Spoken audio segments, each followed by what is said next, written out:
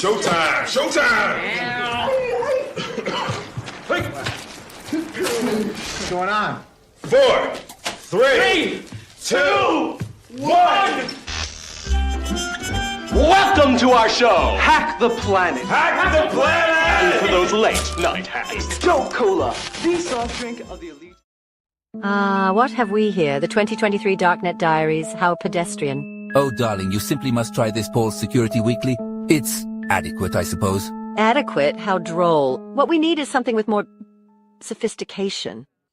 May I suggest the CounterSurveil? A bold blend of underground hacking notes with hints of DEF CON's circle bar conversations. Not for the masses, but perfect for the discerning cybersecurity connoisseur. Oh my, this is exquisite. Such depth, such complexity. Indeed. You can truly taste the cultured hacker experience. This is what real InfoSec enthusiasts crave. Tune into the sound waves, secrets of the dark maze, dark codes in the nighttime, information, gold lines. We're free in the spotlight, shining through the late night. Smart contracts are lying, auditing, verifying. CounterSurveil in my ear, security we engineer. Learn the truth, don't disappear. CounterSurveil, we're right here. Crypto dreams and data streams. Listen close, it's closer than it seems. Who are these guys? It's Razor and Blade. Find a payphone in a remote Razor and Blade. That's right, this is a payphone. Don't ask. As you can see, this is just a simple micro cassette recorder. Hook it up to the phone and drop in $5 in quarters. Record the tones that the coins make, and hang up and get your money back. And never again pay for a service that would be dirt cheap. If it weren't run by a bunch of profiteering gluttons. Remember, hacking is more than just a crime. It's a survival trait.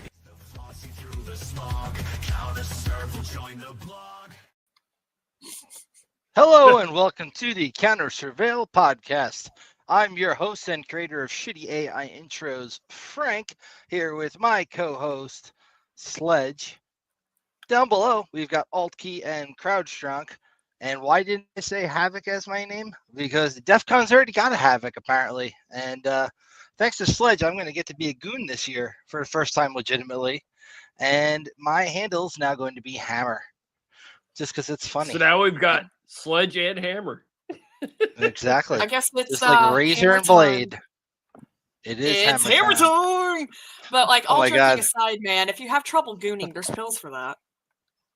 Hey, man, I've already got those pills upstairs in the cabinet. I take them once in a while. You know, just when you need them. So we got a bunch of stories to cover this week, and most people are tuning in are probably very confused. Though, like, I didn't hear about some big breach. What is this you guys are talking about? 34 gigs of data from 2.8 billion accounts were leaked. You know what service this was? Well, you know, what do you guys think? This was X. It was Twitter. 34 gigs of data. Yep. This includes your email that you registered your Twitter account with. And the data is fairly stale. I would say it's at least 6 months old because it has my handle when I do search for myself, the way I used to format it. So I'm thinking 6 to 8 months of old aged data. They have 1.6 million records exposed, and this was via the Laboratory Services Cooperative, LSC. It includes also, I'm sorry, I mixed up two stories there because of my poor formatting. So the X breach there, once again, is only 34 gigs, about 6 to 8 months old, includes emails and metadata. So like what kind of device you use to log into Twitter, your email address, stuff you don't necessarily want people knowing if you're running an account, maybe pretending to be somebody else, right? Next, we have a Planned Parenthood lab breach. That's 1.6 million records exposed via Laboratory Services Cooperative, LSC, including social security numbers, diagnoses, insurance details, and the hackers accessed those in October of 2024. And we'll get into the rest of the story shortly, but I just wanted to get those up there for the people who tuned in just because they wanted to know what the heck that breach was about. So yeah, your Twitter info is out there. If you signed up with an email that you use for other stuff and you care about that, maybe switch your email I don't know. What do you think? Do we know how Sledge? the Twitter breach was, like how it happened on a technical level? Does it say? Not yet. It was posted on breach forums. At first, it looked like to be a compilation of breach data, and then it turned out that some of it was actually fresh. It was not all stuff we'd seen before. So as of now, all we have now is that somebody posted it to breach forums. They claim it's fresh data. It seems to be a mix of fresh and old data, in my opinion, but it's still a lot of accounts. And the ability to turn a Twitter user handle into an email address, which is kind of a big deal. Where's our attribution dice? I'm going to go with phishing. Okay, where's our attribution dice? Because there's someone here who really, really, really needs to be glad they no longer have a certain Twitter. I'm looking at you, Crowd Strong. I am. I'm working on it. Leave me alone. I'm looking at you, Crowd Strong. I'm waiting. I'm waiting on the vector. Leave me alone. Wow.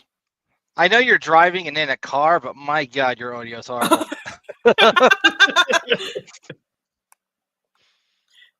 At least you look good. I like the shirt. I kind of like that shirt, actually. Stylish. So, other shit we've got in the news here to kind of keep things moving along. We've got regulatory and compliance updates. So, HHS HIPAA settlement with Health Fitness Corporation. They were fined $227,000 for an unsecured electronic patient health information system. And EU GDPR audits coordinated enforcement of a right to erasure compliance has been launched, meaning that you will have, this related to the whole LSC thing, like 1.6 million people affected by that. So not great. JIT, who remembers JIT? I used to use JIT. Automated AppSec risk assessments with JIT is apparently, I don't know how that's related to kidney dialysis hack, but let's see. So a kidney dialysis firm, DaVita, disclosed Monday it suffered a weekend ransomware attack that encrypted parts of its network.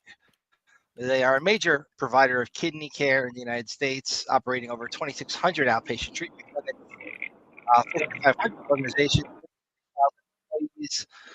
In a Form 8K filing, they had a ransomware attack, affected some of the systems on their network. Apparently, they were unaware. Was it just the network, or was it devices too?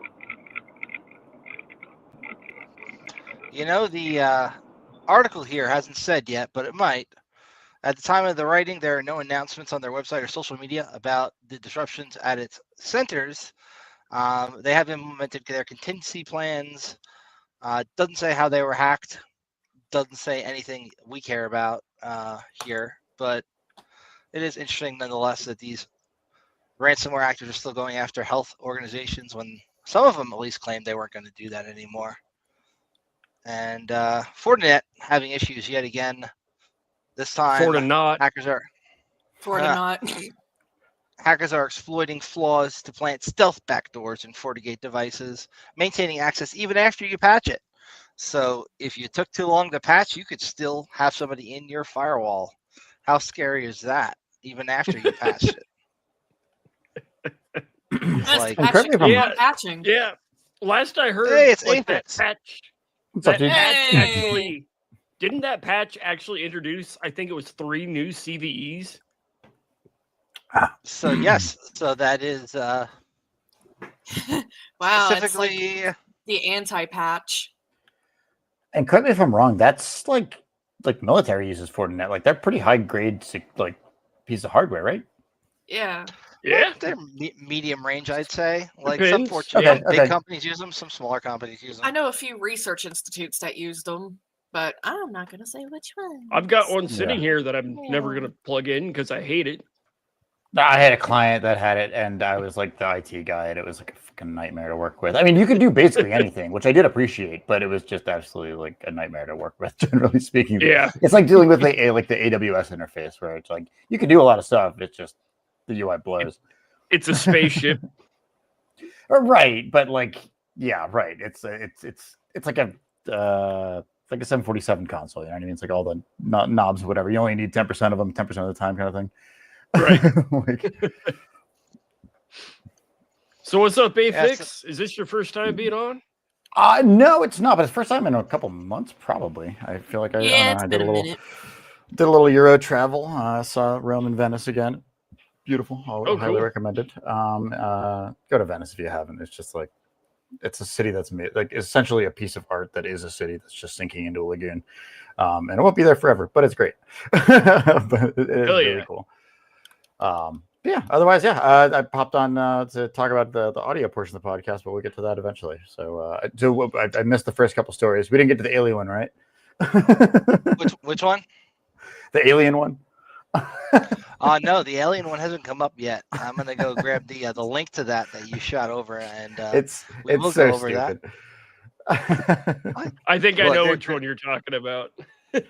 It sounds like stuff I heard on like Alex Jones a bajillion years ago or something. Like I don't even know. It's like David Icke type stuff. So our source here is GreekReporter.com. Hopefully they're verified. What's their Trust Guard score? Sorry, go ahead. Oh, yeah. So let's share a Chrome tab on that one. So CIA's declassified file detailing Soviet soldiers' encounter with aliens goes viral. And I always take these things with a grain of salt. A lot of them just seem like massive disinformation campaigns or look here while we do something else kind of stuff. This one is a declassified CIA file from the Cold War era, detailing possible encounter between Soviet soldiers and a UFO, how they allegedly turned 23 soldiers into stone. Right. I guess I forgot to turn off my advertising stuff because I was on this website recently. How many drugs did the writer of this have? Because they need a share. They need a fucking share. It sounds like those CIA, soldiers. So lots of L. Those soldiers had too many of those drugs we were talking about earlier. They just got really, really hard. They fired a surface-to-air missile at a low-flying saucer-shaped craft, forcing it to crash nearby. Yada, yada, yada, were turned into stone. Petrified, leaving only 2 survivors. Sure. Sure. We're Medusa now? Is that what this is? Sorry, CrowdStrong sounds like the alien from this source. Like, we can't do anything about it. He's just kind of CrowdStrong in the day, I'm afraid. Yeah. It just seems so silly, but I don't think they even link to the OG documents, which would be way more interesting. I'll show you some crazy CIA docs if you want, like RDP 96. Oh yes, please. Insane. Some of those fuckers were high. I love RDP 96 was that we're in a white hole becoming a black hole, and it's dude, it's the craziest shit. It's actually pretty awesome, and they talk about remote viewing type experiments. It's really awesome, but that actually does sound interesting. I love all the conspiracy theory stuff, but I don't necessarily always take it too seriously. I enjoy it though. No, that was not a serious article. I mean, if you take it seriously, then you're just going to probably injure yourself. Let's be honest. I injure myself all the time. If you want the TLDR, I'm pretty sure that we stopped saying ET and started saying NHI because they're not extraterrestrial. They've actually been here the whole time. They're probably in the Bermuda Triangle under the water. That's my guess. Those are the ultra-terrestrials, man. Inception. Fun stuff. All the military videos you ever see are always over water. Yeah, that's a good point. So what else have we got here in the news? Anything important? It doesn't look like anything great. RunSafe Security released a tool to analyze memory-based CVEs. That's kind of cool. Scan your memory space. A lot of stuff is memory only now. Medusa ransomware tactics have changed. They're using stolen certs and malicious drivers now to disable endpoint detection and response tools. That's kind of cool. And Hunters International rebranded. That's a ransomware group. They used to use, now they're just doing pure extortion. No more ransom. So they'll hack you. They're like, nope, no need to encrypt. We got your shit. I do got some Android malware updates. It might just be streamlining the process, I guess. So go ahead there, Sled. I mean, if one's too much effort. Dhash just overhauled their entire website and a lot of their services too. I haven't looked into it much yet, but go look at their new website. All right. Let me see what the pricing model is now. It used to be $5 for a week, if memory served. Yeah, it was like $5 or $7 for the week. Ooh, it's like a professional looking website now. Charging by a week is weird. Yeah, it's crazy. Well, some people only need access to look shit up for a little bit and then pay for your time, I guess. Kind of works. So, yeah, the site doesn't look too different from what I'm used to. Let's share a screen here. So I logged in with one of my alt accounts here. And yeah, it pretty much looks a little different. Maybe if you do a search now, they won't have all that crap where you have to do all the fun stuff. Do a search here on one of my emails. And it's going to tell me I don't have any credits probably because I haven't upped this in a while. Oh, at least it tells me what breaches I was in. That's kind of cool. And I can check them. And is it kind of like a have I been pwned or something? I'm not familiar. It's like have I been pwned if he was less ethical and actually gave you the passwords that were in the breaches. Correct. You can actually see the passwords in this. So it's better. Oh. Yes. And download a CSV. Look and see which of my passwords were breached. Let's look at that. Yeah, that's pretty slick. I usually use their API to get this shit, but yeah. So it's showing hidden because I haven't upped it, but they've got them. It's got the Tumblr, Twitter, FitnessPal, Chegg, LiveJournal. Holy crap! It's been years since I used that. Yep. So the new one you can at least use without a paid account to look at what breaches you were in, and then you can pay to see the hash data if you want. So that's kind of how that works. So and every now and then you get lucky and find a clear text. Very rarely are you going to find one that's actually going to work to log into anything, but it has happened on pen tests. And SpyCloud is an alternative. Yep, Shep is correct. So SpyCloud is just like Dhash, same kind of shit. And I like the OVN or the OVPD data breach. Searching through that's always juicy. Has anybody actually tried the new 45 gig rockyou.txt against anything? Yes. Yep. Yeah. Can't Did confirm. It work at all? It works. I tend to use WeakPass V4 nowadays when I'm actually cracking shit. It all works well. Just a lot smaller and quicker, I'm assuming. Yeah, it's actually WeakPass is a pretty big list. It's compiled from multiple other compilations. It's weakpass, I think .org. It might be different extension there. They have a whole bunch of different word lists you can download on their website for different stuff, kind of specialized. Like this one's better at Wi-Fi versus this one's more geared towards whatever else. Who cares? And then while we're on the new tool thing, I don't remember if we mentioned it yet, but the new 2025 version of Kali dropped the other day. Which I have not used Kali for a bit. It's still Kali. It's still Kali. I like the Windows mode they put in there a while back. That's kind of cool. You're like, yeah, that one was neat. You don't want everybody to see you're using Kali. So now it's like you're running Windows with a bunch of command prompts open, which is probably even sketchier. Honestly, it is. Let's just like me right now. Yeah, let's be real about that. I know if I was doing a walkthrough of an office and I saw some dude with 9 command prompts open, spread out through his window, I'd be like, that guy's doing something either fun or something he shouldn't be doing. But either way, I want to say. Or both. It might be both. I mean, those are not mutually exclusive.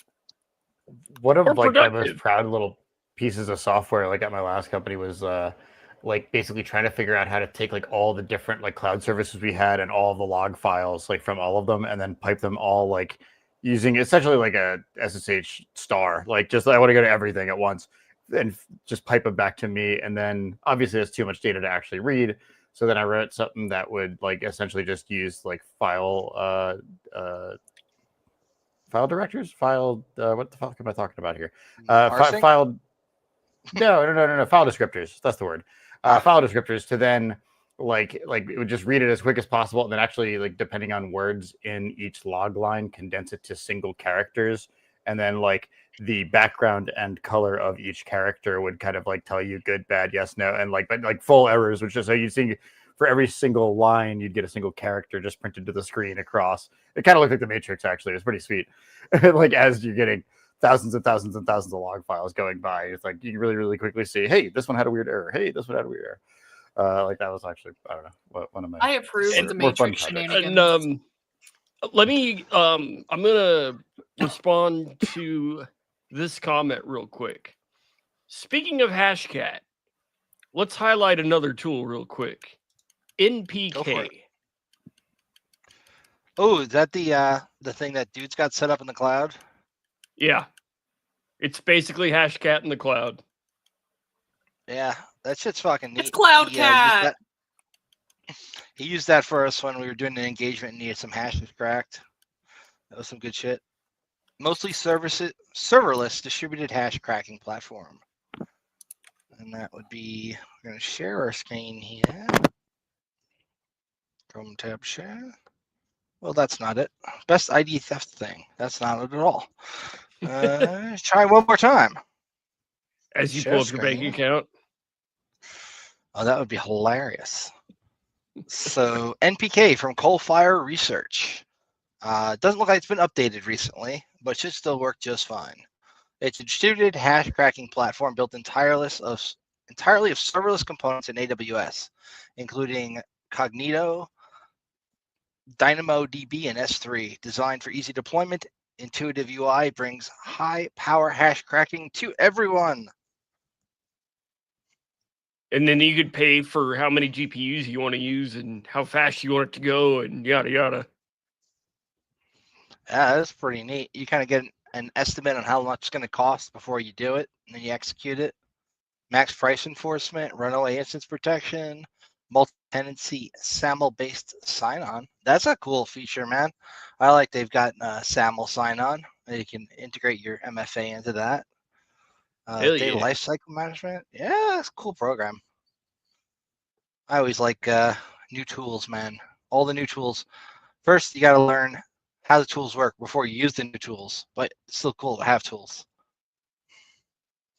Speaking of tools, Afix, why don't you tell us, high level, how do you make it so that you're able to take all episodes of the cast without having any special access to our YouTube, extract the audio from all of them, and dump them into a Google Drive?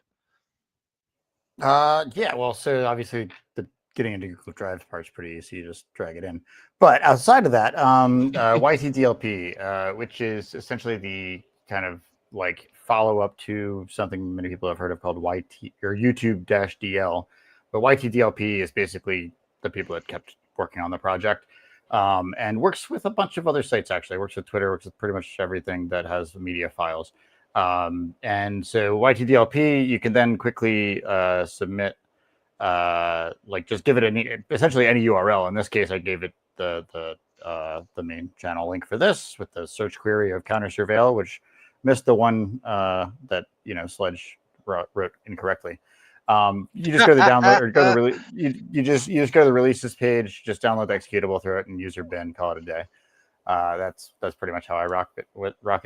And I got a couple flags that I'll put in there. Usually just like make the file names not suck and get rid of spaces, exclamation points, because otherwise it'll base it on the title of the video.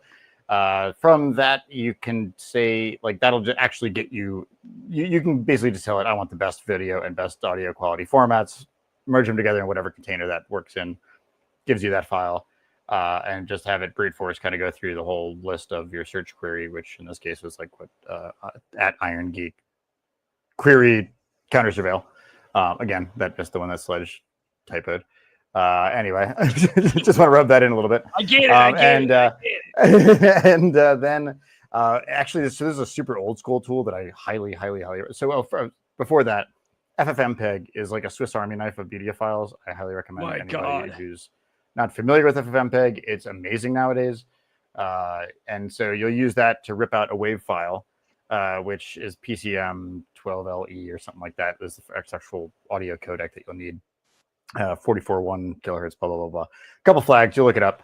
GPT will tell you the answer if you want. And then like once you use FFmpeg to extract a wave file from whatever the input is, whether it's a wave or WebM or MKV or MP4, doesn't really matter what YTDLP gets. FFmpeg's awesome now. From that, once you have the wave file, the reason you need to make it into a wave is there's a super old school piece of software that was great a bajillion years ago, and it still is, made by Conversations Network or something. It's like a super old school audio podcasting like whatever network. And so they wrote this tool called the Levelator 2. You can, I don't know, I sent the archive link because it's so freaking old, just in case. But you can find it on the Wayback Machine.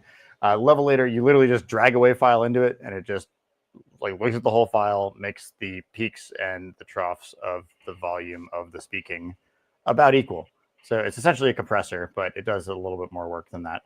And the Levelator is fantastic. I highly recommend it. And you can see on the Audacity thing, like a screenshot there, how it does look all blown out or like it's really light, but it makes sure nothing's actually peaking, but it also makes sure you can actually hear all of it, which is really, really helpful for, especially when you have two people in a conversation. We have different mics, we have different audio setups.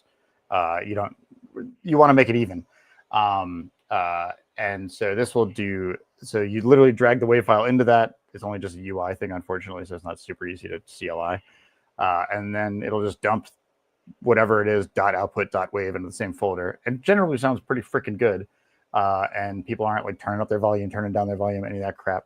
I highly recommend down mixing to mono, which is the -AC1 audio channels set to 1, because a lot of people won't hear it when they listen to podcasts, and so that can get confusing if for whatever reason one of us is stereo.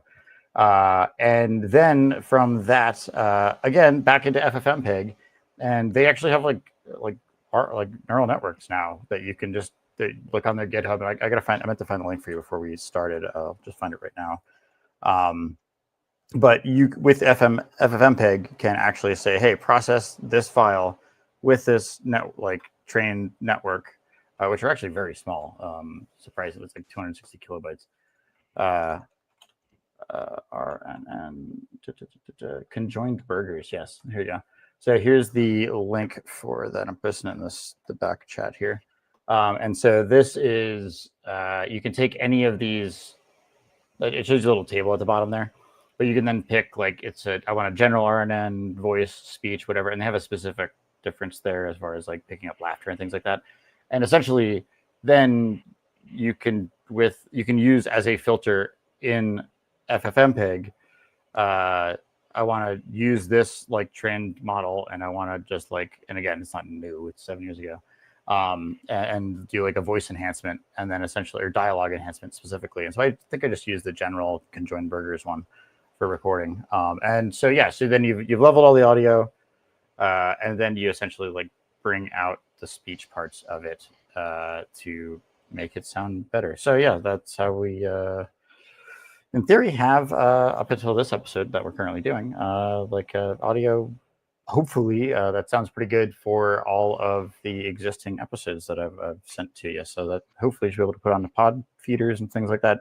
I'd love to learn more as you do that, what some of the better deployment networks are. I know Libsyn is one, there's a Podcatcher, there's a bunch of them where you can kind of just blast out to hit the Apple Store and so on and so forth. One thing that is important with this whole process, it's really meant to just enhance speech. So if I know one of the things that is CounterSurveil tagged is actually just a song, it's not good for that. It's gonna make it's gonna kind of mute the music part in the background, you know what I mean, that kind of thing. So just be aware of that part. Otherwise, it's honestly, you could probably do a single batch script or shell script, like bash script, either one, that would basically do this all in one fell swoop for anybody who wanted to. In theory, I'm trying to make the little supercut of some of the most recent episodes. That's a separate conversation. Sounds like a cool idea. Antari's auto-tune for my raps. Love it. A Melodyne is the auto-tune that is less obviously auto-tune. Just FYI. I am Lord. Yeah, no, I love production. I back before I had my last gig, I ran my own business for a while, and every extra dime I had, I spent in my basement, building a like a recording studio in my basement for my little brother's band, and it was just like so much fun to look. We had like a 16-channel Mackie soundboard and all the mics and gear and all sorts of shit. It was awesome. And like, I would love just like working a whole day and then just basically after 5-6 p.m. go downstairs, buy the kids some beer and just listen. Basically, get a free show for the night. I do that like every night. It was a lot of fun. Side tangent. Yeah. I have a recording studio in my bonus room upstairs. I've got a drum set, bunch of guitars, a 48-channel digital board, everything. Oh, dude, that's sick. And I've got so much live audio speakers that I actually work with bands here on the East Coast doing live audio. And we did a concert in my backyard a couple of years ago and got the cops called on us. And CrowdStrike actually helped me with one of the shows that we did here on the East Coast. Yeah, it's a whole lot of fun. That room is a lot cooler than he's telling you, I promise. That's awesome. Well, so lesson learned. Now we know whenever you're going to throw a party, you always invite all the neighbors. Even if they say no, they're not going to call the cops on you if you invited them. Well, only 9 cops showed up. Make sure you have extra beers for the cops. Yeah. Like, would the cops down to party, though? Like, that's the important question. I had written permission from the sheriff.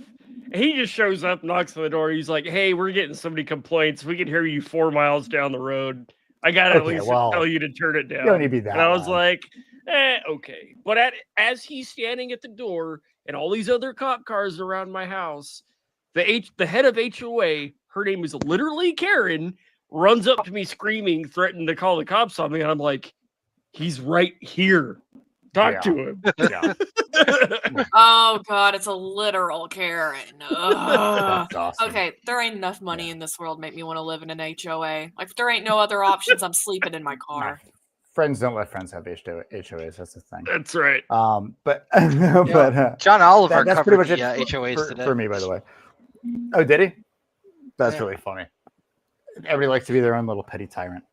But yeah, that's pretty much it for me. But one thing I do want to add is like just how freaking awesome FFmpeg is now. Like I think it was CrowdStrike. He might have been like poo-pooing it or whatever. Like, that sounds old school as fuck. Dude, you can concatenate stuff. You can put text on videos. You can embed subtitles into the video file. You can do so much nowadays, like with FFmpeg, that it's like honestly an amazing media multi-tool. And that's how YTTLP actually works. Like after you download a thing, if you want to like have it combine into a specific format or whatever. I used to work at a data center that hosted mainly porn, and we would have to fix everything using FFmpeg. And man, 15, 20 years ago, that was such a bitch. FFmpeg can stream directly out to an RTMP server now, like the binary. So it's gotten better. Is what I'm hearing. Oh, sorry. You see him trying to get in there? No. I didn't know doing your platform. I was going to ask if we were going to get stuck on Spotify at some point. Is it stuck? Are we going to get stuck on what? Spotify? I missed it. Oh, Spotify. I think, yeah. So I think Havoc, you were talking about doing Spotify. There's a handful of them. I don't know how the like setup is as like an artist to submit your I've got to stuff. figure out the best way to make it so I don't need to manually upload these episodes. Like you were saying before, there's a lot of tools to do that. I'm going to have to potentially either grab, creds or, hashes or something to be able to log in to all this shit automatically. So these tools work, and haven't started working on that yet. So I meant to say there's got to be hashes, but I wouldn't be there's surprised definitely if a way. Libsyn or some of these other ones, like we're able to literally like you could just point it at your YouTube channel or whatever. That doesn't really work in this. I mean, maybe with the new channel, but like that, there's probably things like that. But obviously, you lose the audio leveling kind of step. I think probably to a large degree. It would be nice if I could literally just take the files and drag them somewhere, and then have them automatically upload to all the platforms. I would have to imagine that's how it starts. I can't think like any brand new artist. If you've got actually music and you want to put it on Spotify like that, how else would it work? We also had this fun idea of transcribing the words in each episode and then automatically going through. So let's say, hey, add that to the show notes, end sentence. And then it takes that sentence and puts it in the show notes for us. That would be pretty freaking cool. Yeah, I've got a less automatic way of doing that, but yeah.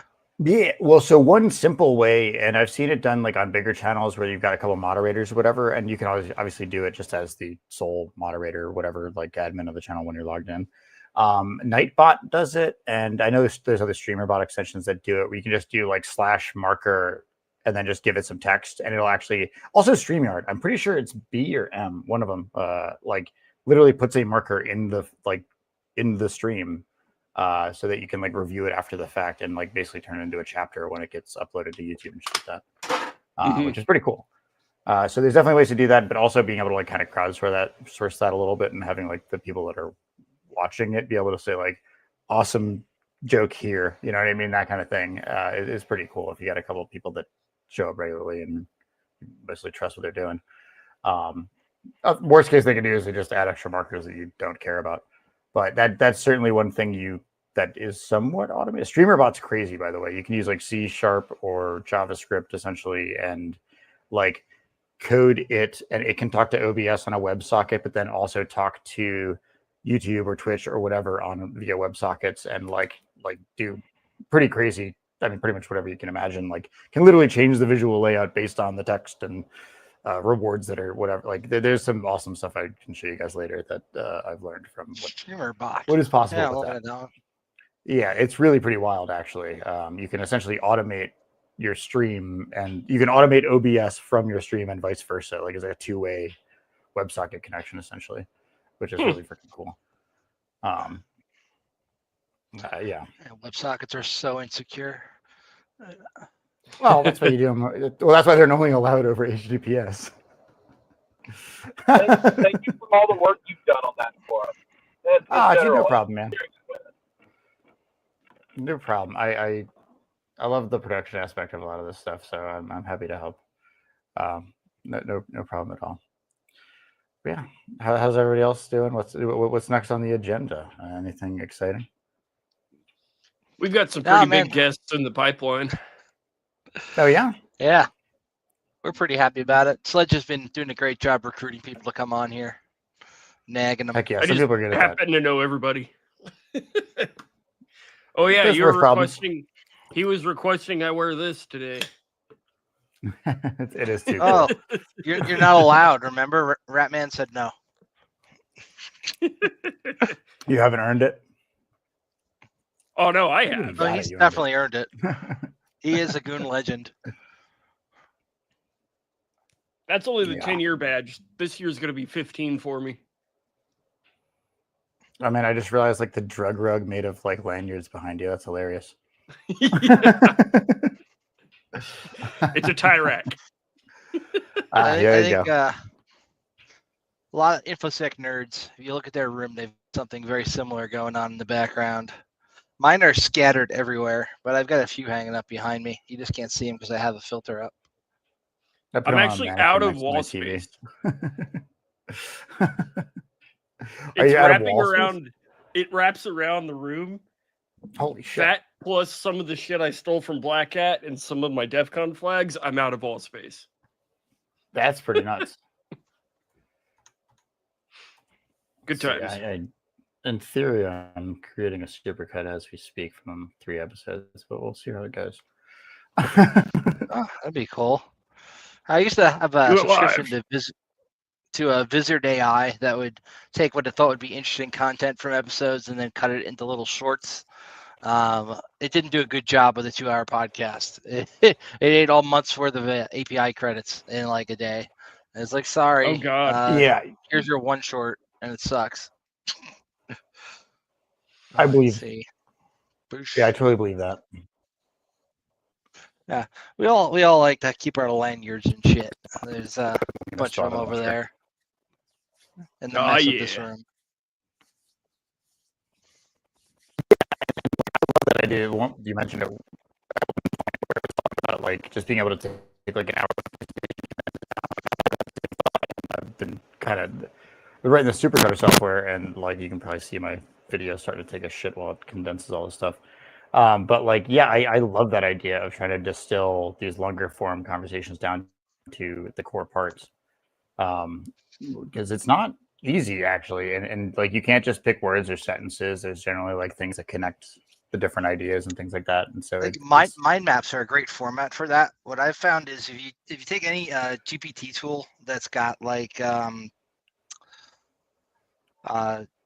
decent input window as far as the input tokens. So like you want like your ChatGPT 4 or something equivalent. You can paste the entire transcript of an episode in and then have it generate, essentially tell it make it markdown and put it in mind map format. And then you go to this website called Markdown Mind Map. It's markdown-map.com. And you just paste that there, and then it creates a nice, pretty mind map for you based on what you put there, and it works pretty freaking well, arguably. So I could go like I'll do it live. So I use. Yeah, have you? Hold on, I'm gonna kill this.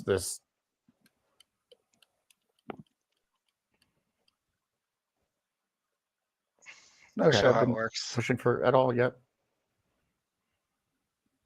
What's going on? It works fine when it's running, but when you turn it on and off, that's when all your shit blocks up. Mm-hmm.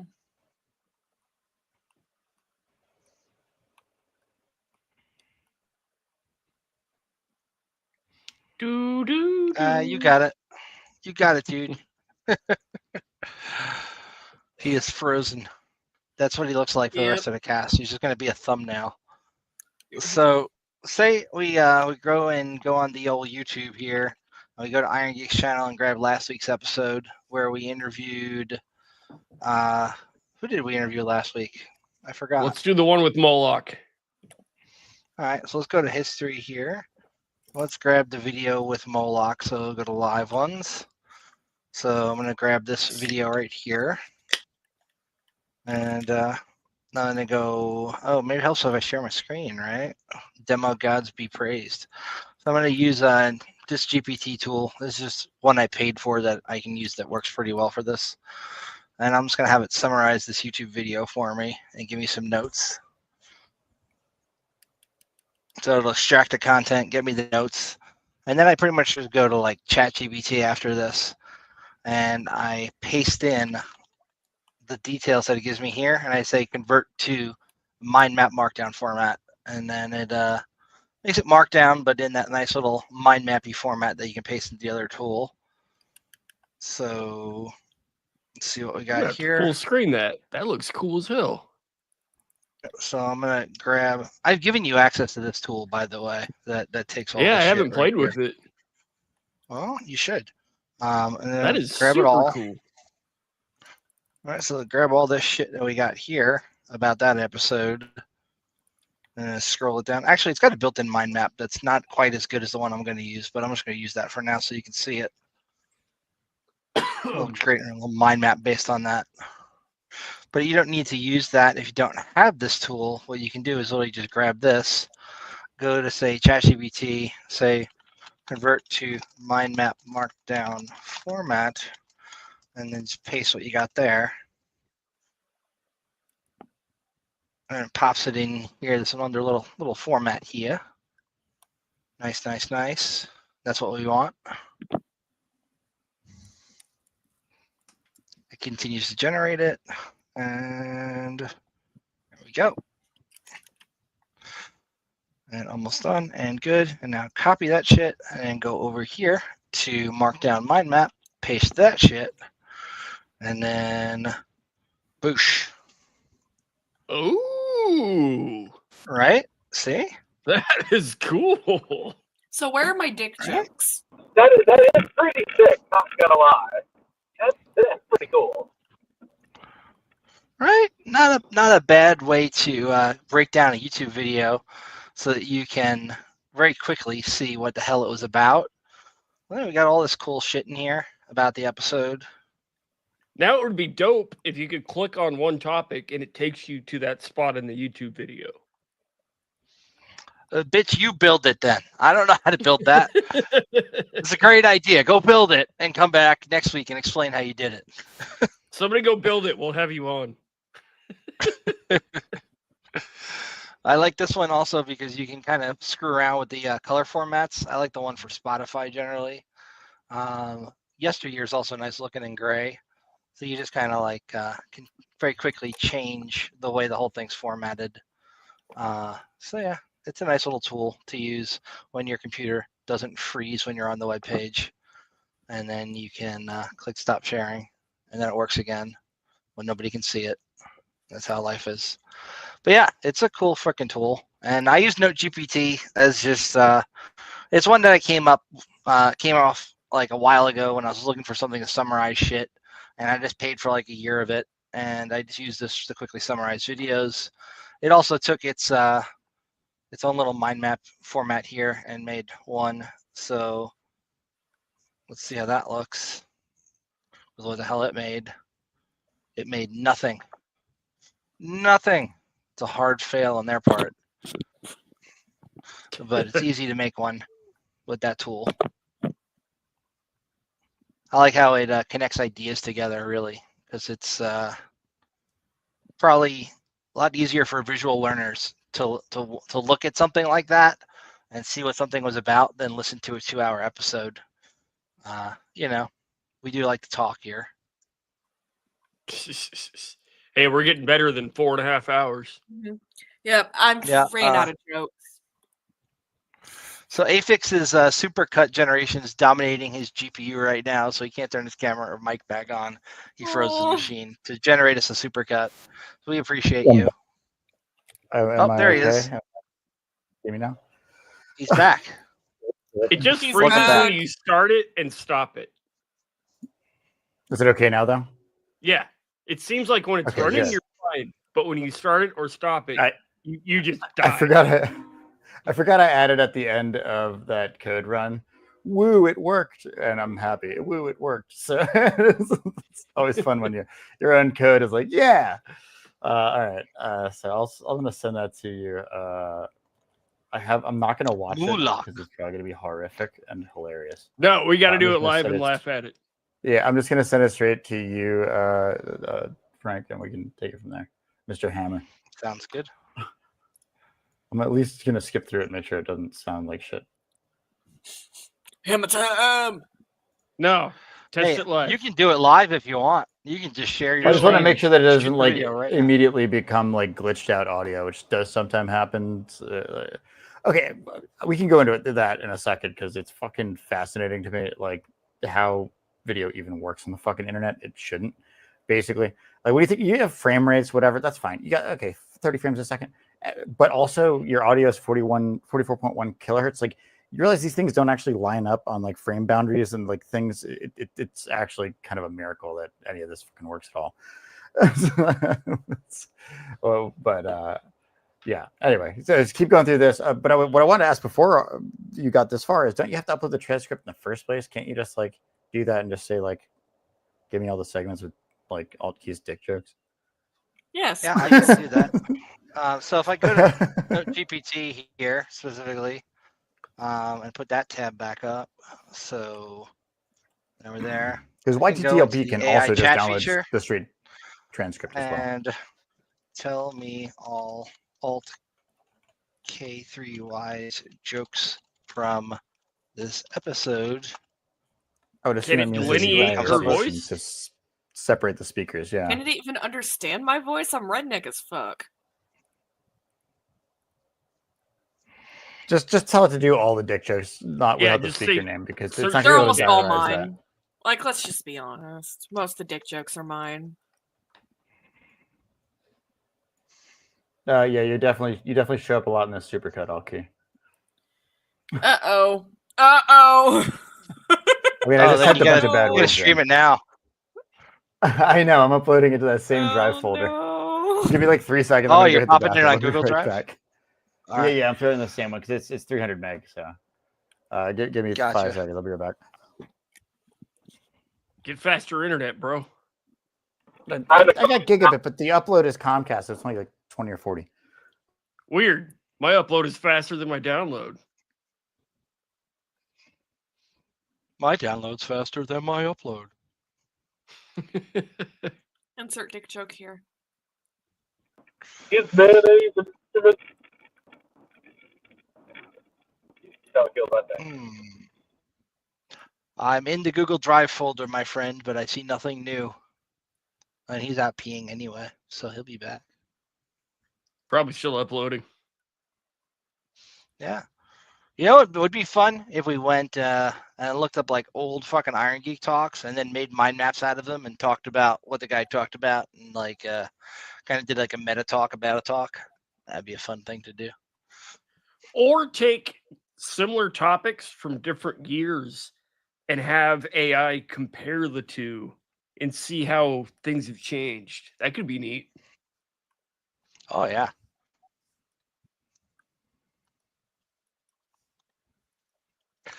So, what's it called? Dead space? No, just not having somebody talking.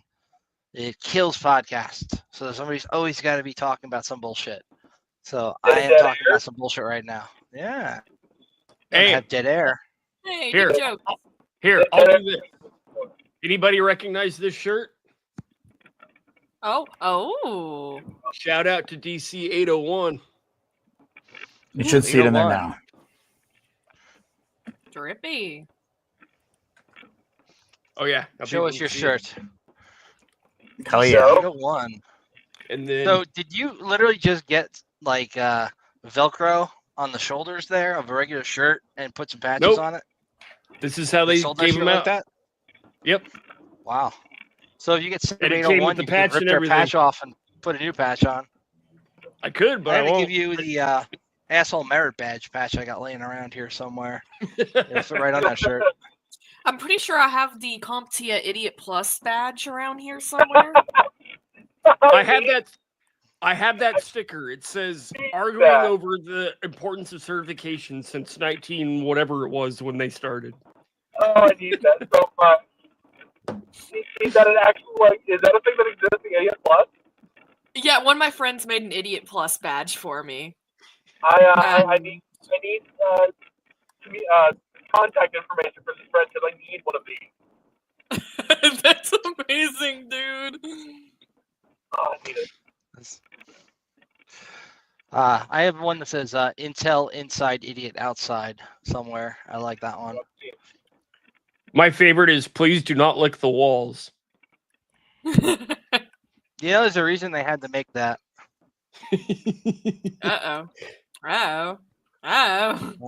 Let's see how this goes. So we are allowed to curse, correct? Because this is almost completely going to involve curses. I was going to say, fuck yeah, man. Have you not heard me? No. Okay, that's what I thought. Okay, so this is a completely Christian podcast, so watch your fucking mouth.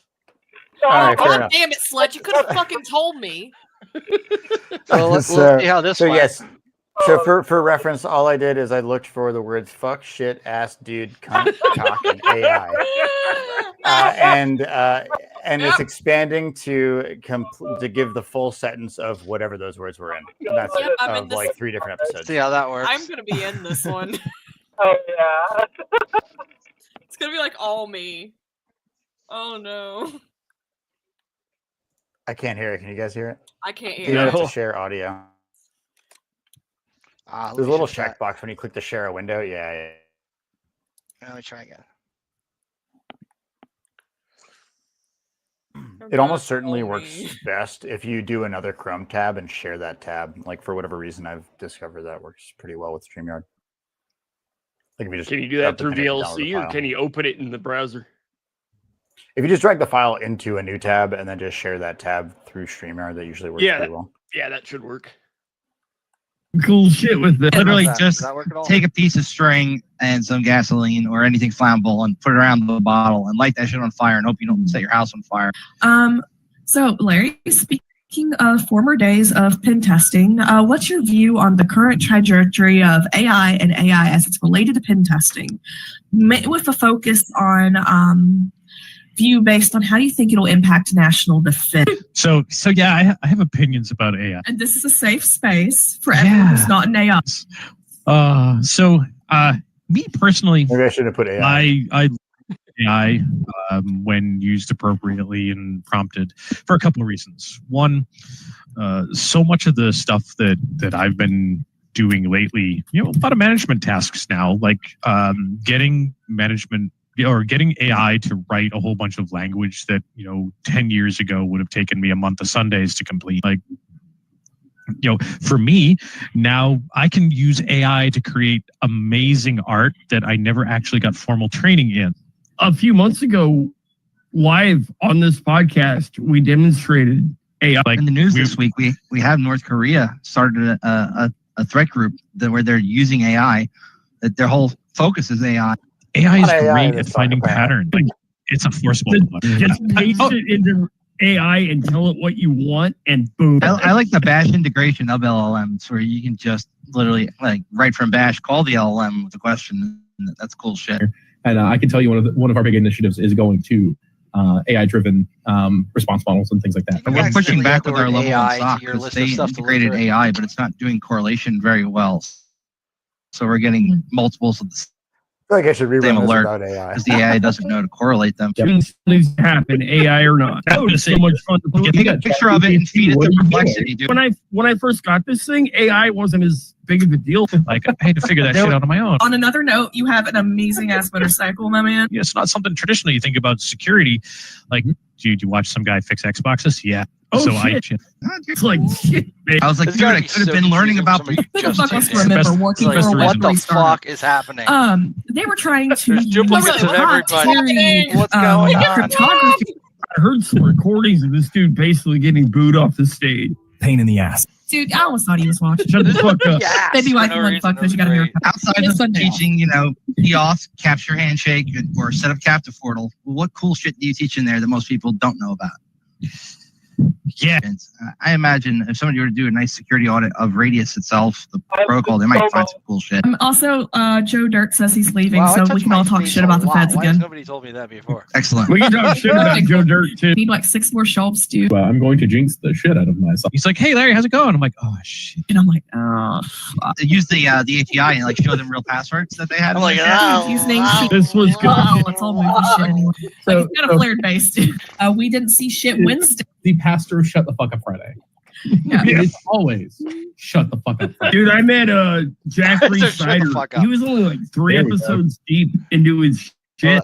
Cool ass I'm dude. gonna He's cut a it good here. dude. 'cause He this looks goes like on he's for trying to 10 bang more his cock right minutes. now. At break. I saw. Wait, shit.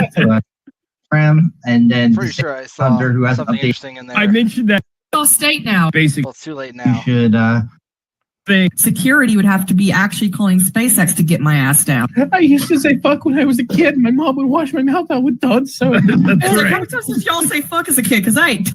that's what they decide. Is they're all like, you should got it kind of shit right here. Is cool. Hey, there was a really cool shit over the years. Hacking you. Imagine Shit ton of web apps. Use that tool. Basically- Dude, I saw your name in the Burp Suite store. Dude, surprisingly, Dude, I saw some your people name don't in the know. really Burp cool shit. Suite store. That was pretty badass. Pain in the ass. This is why Frank should not have access to AI video generators. No, this is why Yeah. Frank Totally. absolutely Frank, should I'm wearing have the blue access version to of this AI right there. video It's generator. like the That's same pretty shirt. cool shit, man. Oh, no shit. So, Dude, you are that's intimidatingly about it. smart. Dude, Joe, you were... Well, thank you for that. We'll put that in the Super Cup mix. Imagine if I did it with. Okay, I'm gonna do it with no padding. Anyway, whatever. That's fine. But I could do it without any, just only the words, and I'm sure it'll be horrible. Anyway, No, do it with only the words, but try to make it musical. Like, ask for a musical fuck. there's no asking. This is my software. With Aw. yeah, Well, so that's that a is good the thing. idea. And you can actually so might even work. better ask you to do the interval, like the start and the end of like the thing, or the concept or whatever. But yeah, so it's that shit's hilarious. So don't expand. that was golden. That was golden. Well, thank you for That was wasting horrible your in so GPU many power ways. on that. I know. I'm Yep. about to melt my computer again, but it'll be a lot shorter this time. It was a terrible waste. I'm sure there's some forests that have been burned down for a compilation of fuck. I want It's to all pop good. this sucker in. This is a 24 gig Tesla branded GPU thing. It's a I got on P20? eBay. That's shit. It is a P20. Is Yeah. it a Tesla P20? Yeah. So, dude, I have one of those. I think I sent you like pretty much the only way to do that I know. But like, yeah, you need like essentially like a Chinese 3D printed like fan holster, then get some fucking fans from somewhere sketchy, then like and like the best I can do, like yes, you can get that to somehow be moderated by your like actual temperatures, but that's just not a thing. Like it's a total pain in the dick to make that happen. Yeah, so where they just say fuck. Yeah, all right. Honestly, that's the only way I have an issue with on spring cleaning time, because of my own fucking safety checks on my kid. Anyway, so you need to like cool it. His passive cooling. So like I have a thing that runs into a power outlet with a literal knob that like turns up and down the fans right now. Like that's how, and I just leave it basically maxed out the whole time. But it takes your liquid cooled machine and makes it not silent, which is the worst. I was thinking of grabbing one up. Go ahead, Sledge. It'd be cool Wait, to y'all do an want episode quiet machines? That's weird. because I could use my other computer and walk around and show you how I cool my server room. Well, so it's great because it has 24 gig of VRAM for $200. That part's amazing. Unfortunately, the processing power is kind of limited. So, like, yeah, you can do 2000 by 2000 like outpainted like images pretty amazingly, but it's gonna take 15 minutes. But it'll work. How do you cool your servers like this? Yeah, well, so that's the thing. That's what the P40 is for. Like, I think generally speaking, like Blade servers, and you just get like a 5 rack or like a 5 stack within a single like server.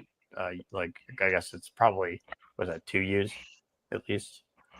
I don't know. We've got 12U on top of 12U, so I guess 24U total.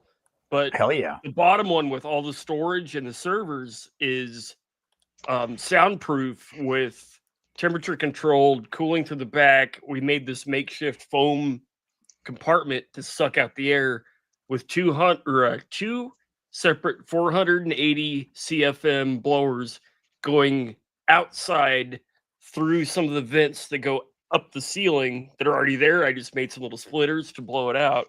And on top of that, we have an external door keeping that air in with a vent on top of that door to bring the AC air from the actual AC unit into the room, plus a standalone AC in the window. So it's blowing air in and sucking air out all at the same time. And we've got the blowers are actually on a smart system to where we can control how much they're blowing and control the temperature. So we're at a steady like 70 degrees inside the rack.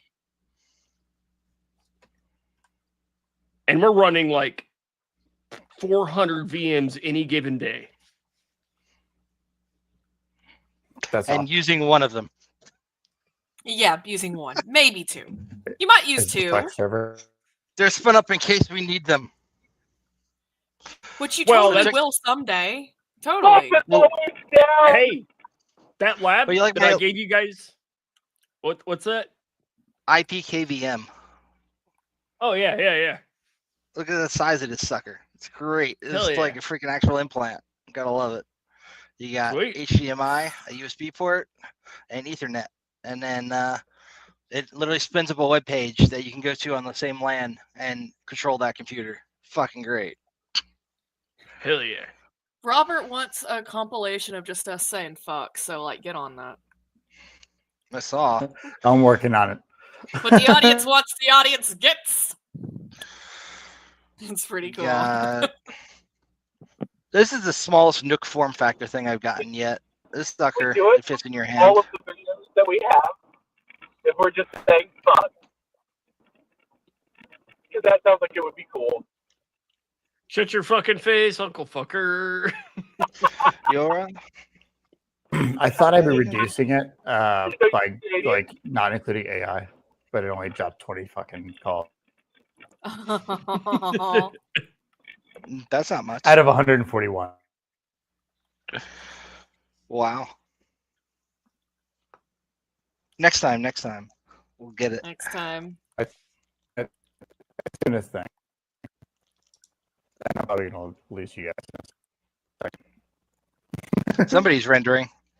Yep, somebody's rendering. They have to render the jiggle physics. Okay. I'm back to the good part. I know. I've been you know that's the conspiracy theory, right? It's like all the estrogen hormones in our like chicken. That's what's making all the men get boobs. Anyway. Oh. And the frog's gay. Well, Wait, no, can we technically turn they're the frog hermaphroditic, straight? which is even worse. I'd be more interested in turning the frog straight, honestly. I didn't think they were gay. All right, so I'm uploading it. This is much shorter. It's only 45 meg. It's uploading now, and it is done. Oh, finishing upload, it says, whatever that means. So yeah, you should be able to get it now. All right. See how The that 0.05 means I'm adding 50 milliseconds on each capture and whatever. You don't have to worry about that part. See what happens. Let's see. Well, this one's 44 megs, whereas the last one was 300 megs, so it seems a lot smaller. Yeah, so it'll be a lot shorter. Let's see how that goes in real time. And what are you using to put this together there, Afix? What's the software stack? This is my own software that I've been writing for the last, like, I don't know, 6 months here, something like that. Just been kind of. You said it's built on FFmpeg? No, well, so that is definitely a tool it uses a lot of, but it's like, dude, it's crazy. Like, you can chop out, like, that's what I was trying to get into with the like how audio and video files are even stored. Like, they're at different, like frame rate doesn't exist in audio and so on and so forth. Like, these different container formats, trying to mesh them together. Even if all you want to do is say, like, I have perfect word level transcripts with like millisecond starts and ends of every word, and I want to capture those words in, I don't know, 50 different files. It's not easy to combine them. Actually, I've learned and so it took me way too many months before I was like, what the hell does like Vegas or whatever use under the hood? And the answer is Apple ProRes format, oddly enough, which makes everything massive. Anyway, yeah. Just before you start, let me just tell you that doing all that audio transcription stuff and whatever, right now, all of the files for this podcast with all my transcriptions and whatever, 114 gigabytes. So it's not nothing. Anyway, continue. Old ass dude. Bullshit. Bullshit. Dude, Ass shit. Dude, fuck, dude. Yes. Dude, fuck. What cool shit. Talk shit about the feds again. Excellent. We can talk shit. Dude, shit. He's shit. He's shit. Fuck. Dude, shit. Cool ass dude. Cock. Shit. My ass. I'll say shit. Your shit. Oh, man. Why did I spell my hair like that? It looks like Please, shit. Shit. Let's do a comb over for no reason. Oh, dude, shit. I fucking bullshit. Yep. Shit. I'm shit. That dude, bullshit. Shit. Oh, shit. Fucking shit. Dude, shit. Fuck shit out. This dude. Dude, that's the same shit. Fuck. Bullshit. The fuck shit. Dude. Fucking shit. Fuck shit. Shit. Badass shit. Different shit. Bullshit. Shit. Dude. Bullshit. Ass. Yes. Bullshit. Oh, shit. So, dude. I approve. I completely approve. This is amazing.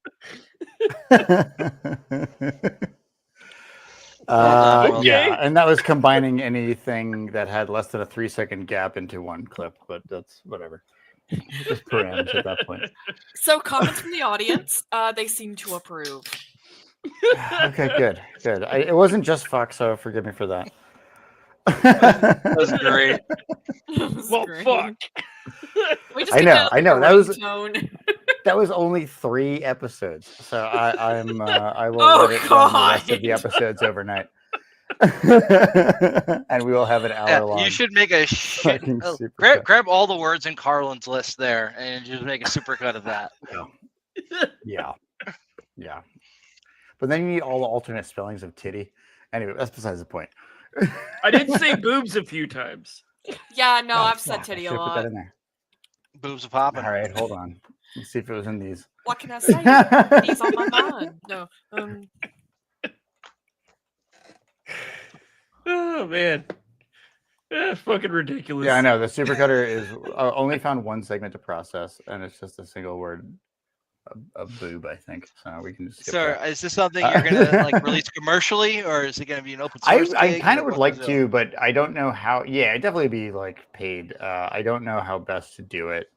Obviously, when you're farming, like YouTube's TOS does not like that. But there are, but like I also like anything fun.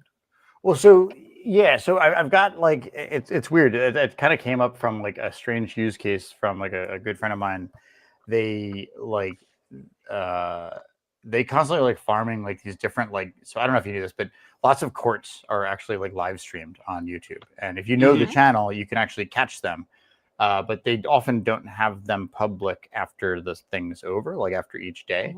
And so they're constantly farming. Like I know one person who's like 1,200 fucking channels, and they farm that, and then like they try to find something good, and then like they put that on their channel, and then they end up like getting, I don't know, a nice little bonus income out of it, which is pretty cool. But like, so I would love to be able to figure out a way where, and if any of you guys have input, I'd love to hear it. Like, say you've got 1,200 gig of, like, you know, like, or whatever, 1,200 gig, 1.2 terabytes, you know what I'm talking about. Like locally, I don't want you to upload that to me. I don't want to deal with the network traffic of that either. But I need to find a way to package what I've done, which is mostly like Node and shell scripting and a couple of different things. Like that I can hand it, but not give you the keys to the kingdom to completely just give it away. You know what I mean? Which is kind of a problem. And then you can run on your own software, like on your own stuff locally, especially if you have a GPU. It's not that bad. Like, like, yeah, you might let it run overnight, but you could have it find the things you're looking for and then parse out these large chunks of it. And I do think that there are some awesome, like there's already like CapCut, like literally the whole concept of CapCut, which is the #1 video editing software on Android, iOS, whatever, is like the whole idea is they put the captions on it, which I also hate. And I'm glad you guys don't do that. But like I don't feel like, I don't like being read to like I'm a toddler, like with the text on the screen for every word that someone says. It's like, no, I can put on TikTok style for idiots.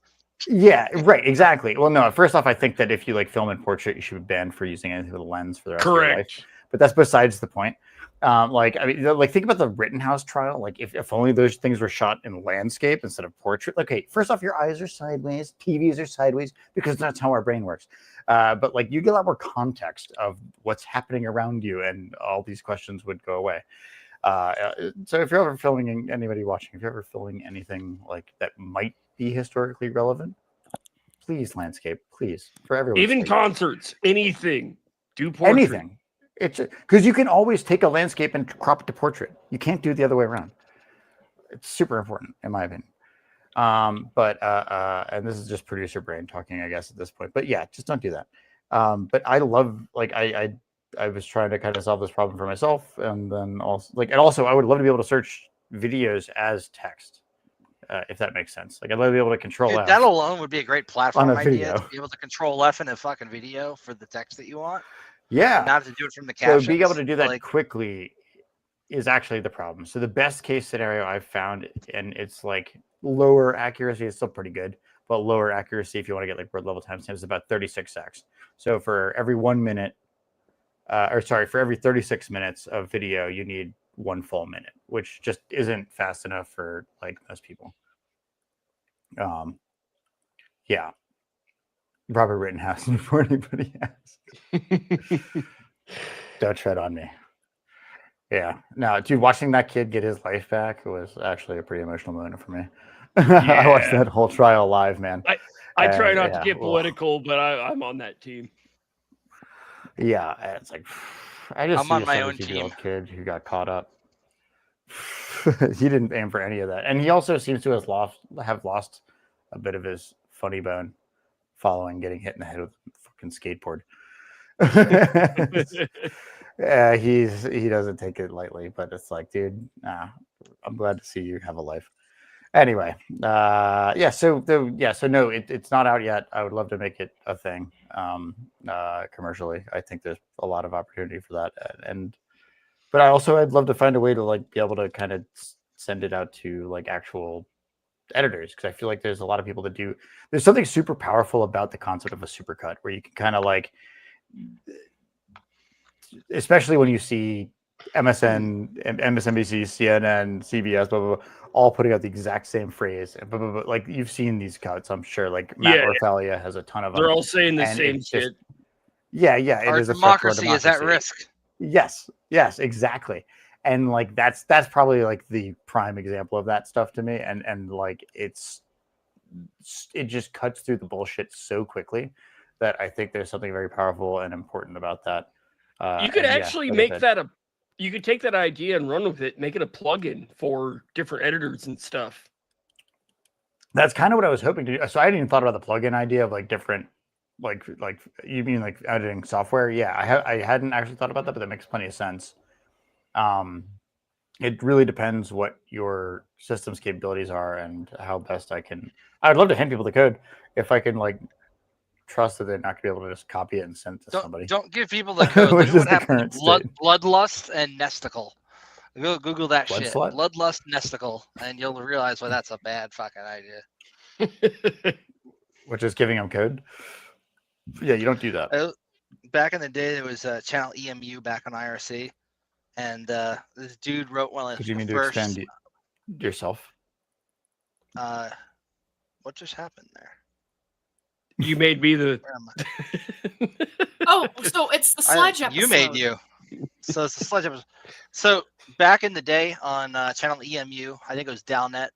It was emulation IRC channel, and a lot of people hung out there. And this dude put together like the first Nintendo emulator back in the day. It ran on DOS 4GW, the graphics extender. Thing was badass. Could play Nintendo games like NES ROMs. Worked impeccably. Oh yeah. For something back then, like really advanced. And this dude who he was friends with offered to help him with some stuff with the source code, port it to make it work under like Windows natively, I think was the free text there. And the dude literally just gave him SSH creds or the equivalent of like something he could pull all the source code from. Dude pulls all the source code and then is literally just taking that and reselling it to all these like paid emulator things is really sketch back in the day. Big controversy in the emulation community. But it teaches you if you build something cool and you're hoping to monetize it, don't just let somebody see the code. This is a pretty bad idea. And we can always bring up Shut the Fuck Up Friday too and not talk about it. Mm-hmm. Right. Well, yeah, and like never. I mean, that's the thing, right? It's Sun Tzu, like fucking art of war shit. Yeah. Forever shut the fuck up Friday. Forever shut the fuck up Friday, indeed. Yeah. But that said, like if you made something cool, it's like, and I can show you like what it did. Like that's sweet. Like, and I'd love to do that. Like I've got this. I think I showed Altkey like this like cool chess board analyzer thing that I made, and I just think it's really cool. It like shows you like each square and how many things are like be able to attack it like for the next move and stuff like that. And, like that. No wonder you're always bugging us to play chess with you online. You're probably cheating man, with your fucking tool you built. No. I don't do it in live games. I don't do it in live games. But like, yeah, there's definitely like, yeah, I get my ass kicked. I love to look back at over it, like, and be like, what the hell did I miss? It's like you're training your AI model or you're training your LLM. We need to do a whole episode on that of running like local AI. Like that is something that certainly could happen. And in terms of transcription, you asked me about the Xeon thing that you have, Havoc, and like, yeah, it actually would be fine at that. Actually, probably really good. Live transcriptions are happening. Diarization is happening. That's already in that Faster XSL, Faster Whisper XXL repo. And like, yeah, you can diarize up to 8 speakers, I think, pretty well. So it could probably hear all 5 of us, figure out our different voices, and then separate them with like a prefix in every line of the subtitle file, which is freaking sweet. And then you know how many tools they sell that do that same shit, but do it in the cloud? Yeah, well, it's open source now. Freaking meeting. Yeah. I'm just saying it's a very popular thing right now for companies to be buying AI transcription tools for like their Microsoft Teams meetings.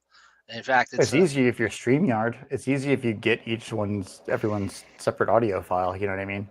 But to do it with a single audio file is actually a really interesting problem and way harder. Because you kind of need to on the fly create like a fingerprint of each voice and so on and so forth. And then you'd have to kind of assign a name to each profile that it has for each. It's just speaker _0, speaker _1, speaker. But that's easy as hell to find or replace after the fact. Yeah. But be able to do it like with a live transcription, like actually, I think Twitter's like live transcriptions are pretty good. That's almost certainly using Whisper ASR, I think it's called, automatic speaker recognition. But essentially, like it can figure out like if you really think about it, what it's doing is basically just sending like, here's a second of audio, here's a second of audio, and with like slight overlaps which is enough to fill in the transcription gaps. And it can do that. But when you have that being piped in as standard in, you got standard out, that's actually just piping out the transcription. I mean, then you get into whole fun worlds of like what you can do with like MCPs and AI and shit like that nowadays. It'd actually be really fun to make some crazy streamer bot hacks where like people like could post stuff. And I actually almost did it because I've already written a plugin to do it, where like I just had my audio play like whatever people typed in chat with a random voice, but I didn't want to do that. Horrible idea. Distracting. Horrible idea. I know this is how nuisance streamers get jailed in Korea and shit. This is not a good idea. But I like it though. But yeah, I love the idea of trying to figure out how to like the whole problem of trying to figure out how to say you've got like a terabyte plus of video. How do you actually like search that in any reasonable way? That's like a really, really interesting problem to me. But yeah, and maybe you could make someone else do it. And once you figure it out, and you find a repeatable solution for it, we'll come back and let us know. Because that's $1 million idea we'll steal from you, and then we'll take it. Don't steal it from me, but like, yeah. I don't mind the like pushing a little bit, but like at the same time, like it's. I don't know how to do it locally for other people, but yeah, you could cloud host it. You could rent a bunch of server space, but that part is not my. I don't know. There is no such thing as the cloud. I don't believe in that shit. So here's another just random brain. Do it on the fly. Random idea. What if take the search through a video idea to the next level and say, hey, look for when Sledge was holding his hand like this. Okay, been there too. All right, so I did another one.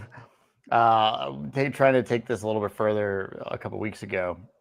I tried to have it do all the major like cutting type situations, like just standard editing cuts, right? So you've got jump cut, smash cut, L cut, J cut, where it's like you let the audio from the one cut like lead into like the second video starts while the first one's going on, and vice versa. That's like L cut versus J cut.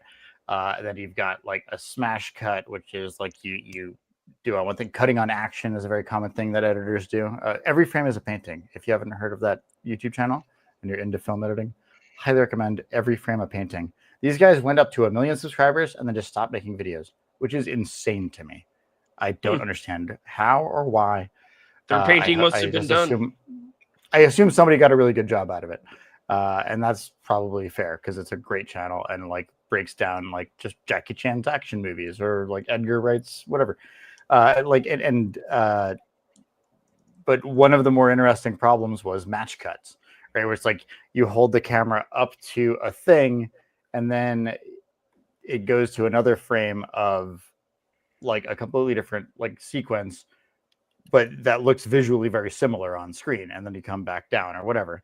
And that was a fun problem. And yeah, there's plenty of stuff that can do that. You just take the frames out of it again, FFmpeg, take the frames out, look at like, then there's a bunch of different libraries you could use depending on your language that can like essentially, yeah, you do like a slight Gaussian blur, you make it grayscale, you maybe like crop a little bit in from the sides.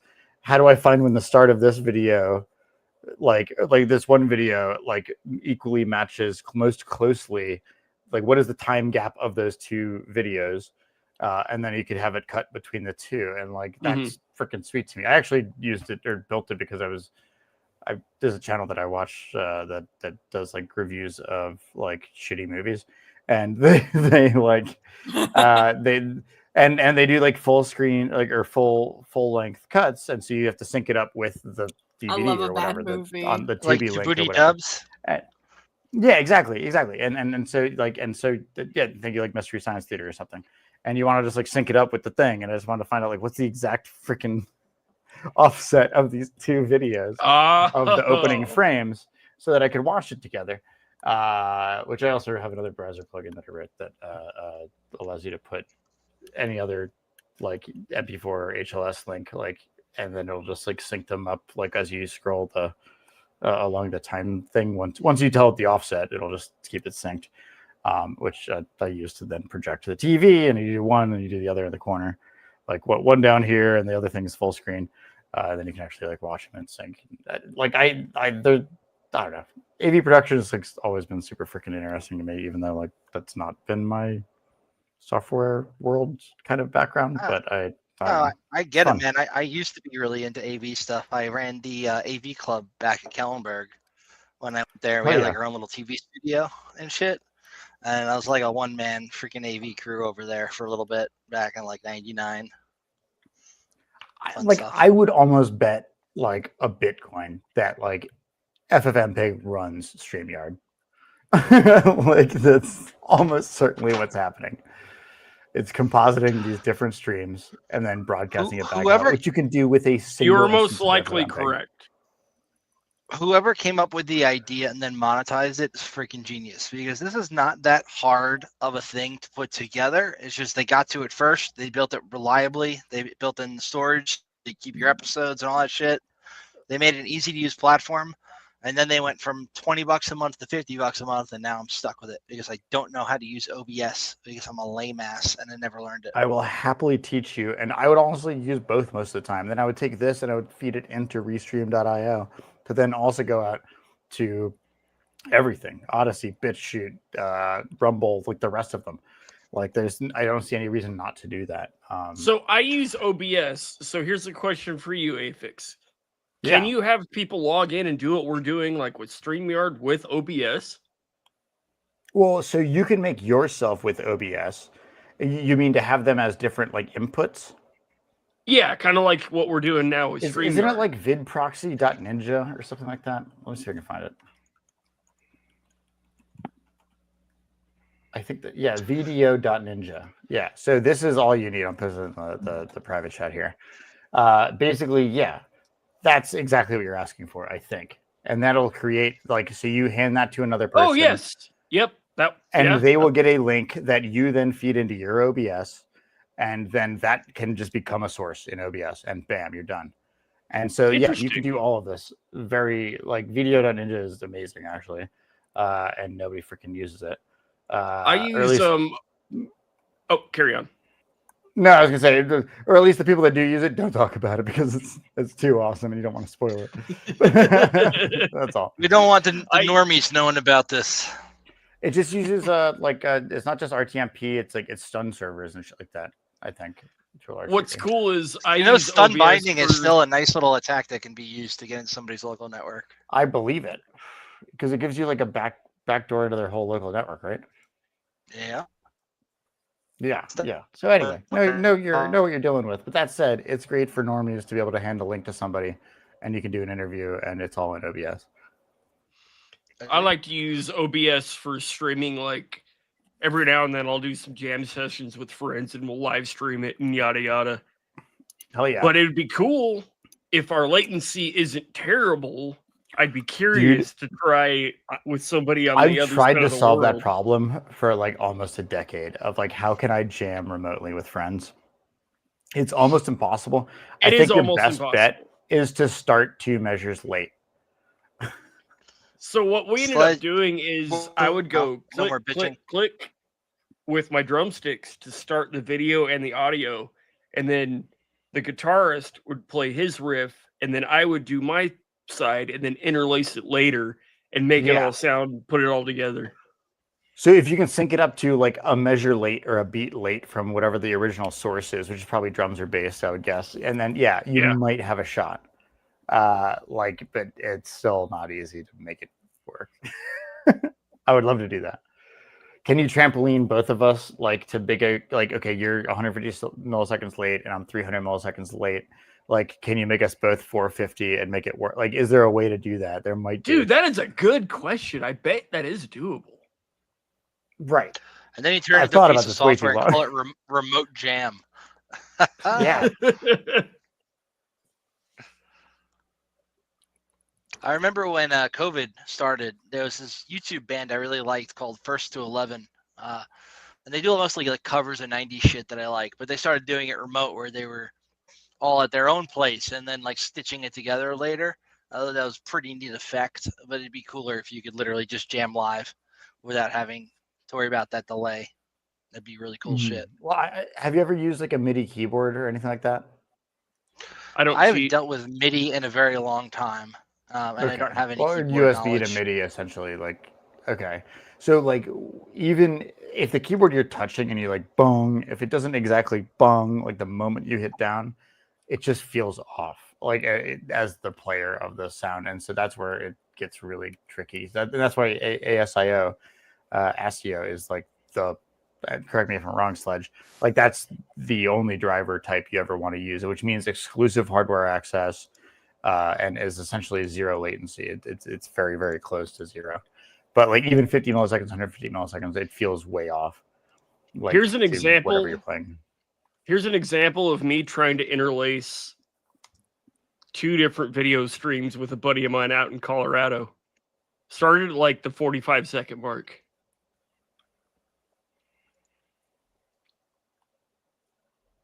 Or 43 seconds, somewhere around there. Oh, I can do it, I guess. Present. You share screen, or I'm trying to remember how to do this. What are you playing it in? VLC? YouTube. So you're just gonna do YouTube, just share a tab and make sure you have the little box. Chrome tab is the move if you also can. share audio. The only thing that doesn't work for sharing audio is window. You want to use either tab or entire screen. Yeah, that's been my experience too, yeah.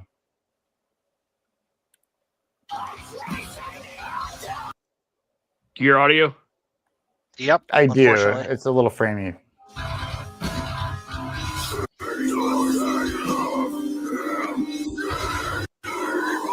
If you have full screen, it might actually be better. Oh, my internet shit in the bed. You should let that buffer and then replay it. Yeah, we've hit a recursive loop. It's okay. Well, it seems pretty intense. Sledge likes the screamo. He also likes to self-dox. Bottom left. Anyway. Oh, snap. Oh, shit. That was great. Sledge. He's got 10 subscribers. Good for you, Steve. Oh, you're about to gain 2. I Everyone never advertised subscribe to this. Steve. I've never advertised this before. Well, you just did. Congratulations. I just did. Let's see. Am I the only person who calls out self-doxing on this channel? The hell are you guys? No, we do also. You're cybersecurity guys. There's a reason we call the podcast CounterSurveil, and then we dox ourselves all the time. It's great. This is how it is. It's part of the joke. By the I think I way, did the people, same if on you haven't my put your first taxes time, in yet, you have about 6 hours before that deadline. Oh, wait. Yeah, I'm already Wednesday. fucked. Dude, I went to go do my taxes, and I'm like, dude, this shitty app that I'm using, built in the Chime, is not letting me specify that I moved. So it's trying to tax me like I lived in this state that I live in now for an entire year when I lived here for 6 months. And I'm trying to figure out how to fix that. I'm only like Probably gonna have to switch back to 4 or TurboTax 5 again. years. So Don't I bought use this H&R keyboard Block. slime. I've not used them before. I've used TurboTax, and I've had to use their audit protection, which didn't really do anything. Nope, doesn't They do shit. gave me a You gotta lawyer hire- that looked at it and didn't do shit. You got to hire your own CPA. Don't go through some damn company. Can't AI do my taxes? Wouldn't that be nice? Get That'd me be the really max nice. refund. Also, thank y'all for reminding me I have to do my taxes today. God damn it. You're welcome. I like to be your Debbie Downer. I knew I was having a good day. I'm just going to add it to my tab. You want me to send you this little one? Alt key. Battery's kind of wonky on it. Sure. Burp. What else we got? What else we got to talk about today? So I finally cleaned my keyboard during the podcast here, Sledge, so you can't bitch about that anymore. I hope you find something else to bitch about. I finally had a little money, and I went and bought something I'd wanted for a long time, and I'm incredibly disappointed. So I got these X-Real AR2 glasses, and I bought the little lenses that go in there because of my regular glasses, so I can still see when I'm wearing them. And when I plug these suckers into my laptop, they don't have any video. And then the only thing they work with right now is my gaming computer. And even then, they're not too great. And it really pisses me off because I spent money on this. And doesn't What a work too surprise! good. You need an actual GPU. You know, I don't understand why, because these are supposed to just be display. That's it. You're not like doing any actual AR function. It doesn't have any gyroscope in there. It's just supposed to be like a monitor on your face. So hold up. It doesn't work well. Those Sucks. actually play video. Yeah, man. So when you actually have it working right, it's like an entire big ass television on your face. So when it works right. I initially bought the Google Glass thinking I could stream video to it to kind of like watch people play drums, and I could kind of learn new licks and tricks by watching YouTube videos. Turns out that wasn't a thing back in the day. All it was basically a smartwatch on your face showing you notifications, and that's all it was. So I just returned it because it was an expensive ass toy. But if we got something that plays video now, that's pretty damn cool. Yeah, if it works, it's like I would like it to work on a laptop or even a cell phone that I've got. I've tried it on 3 cell phones, not compatible with any of them. And like the whole point of the thing is to make it portable. I can't use it with my laptop on a plane if I have to have a GPU for the damn thing to work. That's got to be like a 3060 or better. You know, if anything, I might be able to get it to work. That small? Never buy a. Go ahead, Tron. Sorry. I'm glad you brought this up because I was actually looking at buying those too because I've been interested in that basically since the Google Glass concept, right? And so yeah, thanks for that. Save me some money. Appreciate it. Yeah, man. I've been experimenting with the Google Glass shit for a while. This broken ass piece of shit over here is LilyGo's attempt at it, where this was supposed to go like up on your face like this, and then you kind of look like Locutus of Borg. And it's got an ESP8266, and you can Bluetooth it to your phone and relay like text messages and shit. This thing sucks ass too. It broke like instantly, but I still got it in pieces.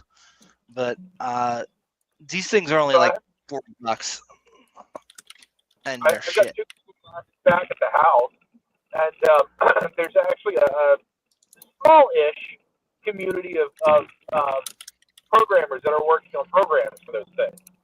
I can do all kinds of stuff. What at this moment I can't immediately tell you because I don't remember. But I own 2 of them, so you know I'll look into that a little more in depth and see if it can do what you're trying to do with it. But I mean, when I had Glass, a lot of programmers were working on it. There's supposedly a protocol in place. I can't remember what it was called. But people were working on open source solutions to make it work better. But I was just like, screw this. Just send it back. When Google nixed it, they opened the last version of Android it ran, and there's all kinds of stuff out there that it'll do now. As I said, I just can't tell you off the top of my head. Just Reddit that shit. There's a whole subreddit for that. Mm-hmm. Yeah. What I would recommend nowadays is look up like awesome space the thing space GitHub. And I don't know if you're familiar with these awesome lists, but they're great. Like a lot of them are actually really great. So if you like want to learn about like what is an MC list, yeah. Like awesome infosec, awesome MCP if you want to do like model control protocol or model context protocol, like AI server thing, like awesome GPT, awesome whatever, like awesome space the thing space GitHub, and just see if there's an awesome list. If not, maybe you could be the first one to do it. Make a bunch of like links, find a bunch of links, and put it together essentially in just a markdown format thing. But it's really, really helpful as a resource.